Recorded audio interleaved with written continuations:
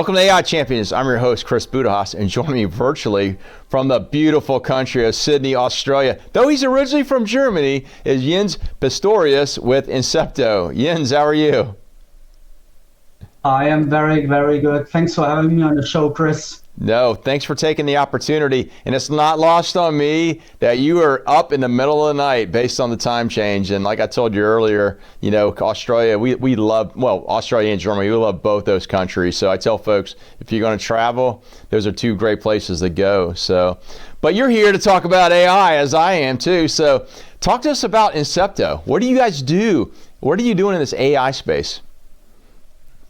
Fantastic. So I started Incepto 5 years ago here in Australia, and we help companies, large and small and medium size, to automate their business processes. So we use AI agents, we build agents, agentic AI, we build APIs, we do robotic process automation, and all of that we do really to help our clients to become more productive, more effective in whatever they do.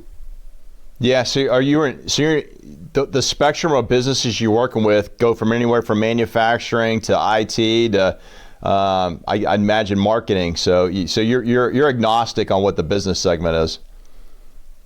That's right. The technology is completely agnostic to any type of industry. We have clients in the higher education sector, healthcare, insurance, finance, accounting, but also manufacturing.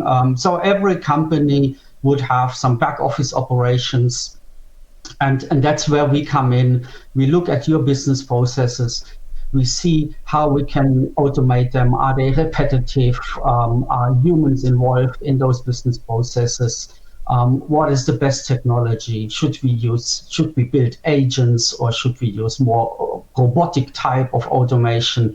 So completely agnostic to the industry, and also completely agnostic to the technology stack that is being used in our client's organization. Yeah, and so when a client comes to you and they say, hey, we think we want to use AI, I imagine you guys start like framing the problem, like what are you trying to solve? And I imagine that takes time to kind of frame it out so you're building the right foundation AI, and you're just not, because I've talked to some folks, they know they want AI, but they're not sure how they want it. They just know they believe they need it. They're just not sure how to implement it. Do you see the same thing? Yeah, Chris, absolutely. Especially since 2 years when ChatGPT came around, everybody is now asking for AI, but they're not clear on what they want, or sometimes even what they need, because AI is a big term, right? It could mean machine learning.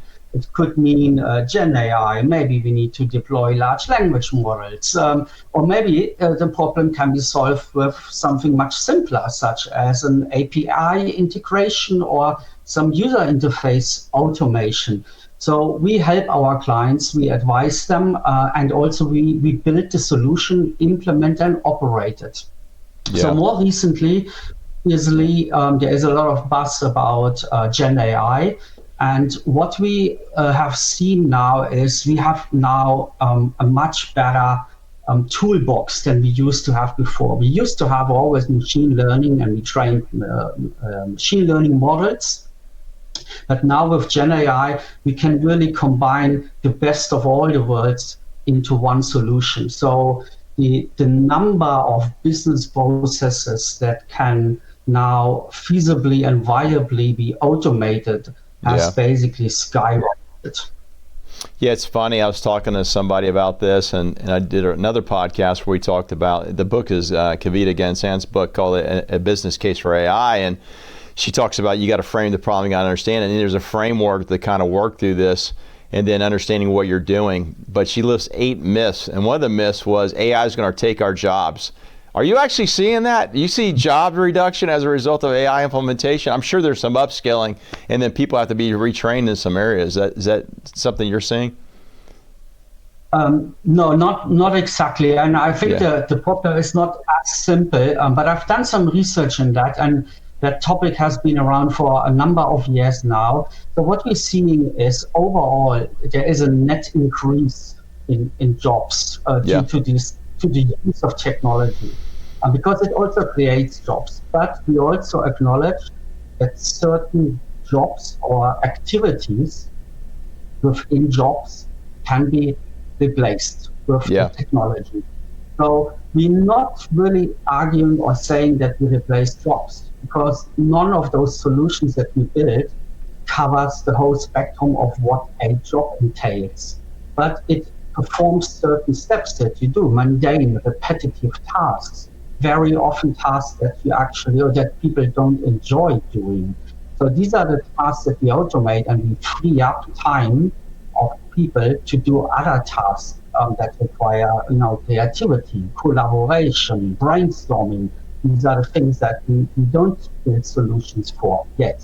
And that's what we free up this capacity so that people can work with customers, spend more time on customer-facing activities. Yeah. Well, Jens, thanks for coming on and telling us about Incepto, and then what are you seeing as a reflection of AI being implemented into the workplace? So how do folks find Incepto?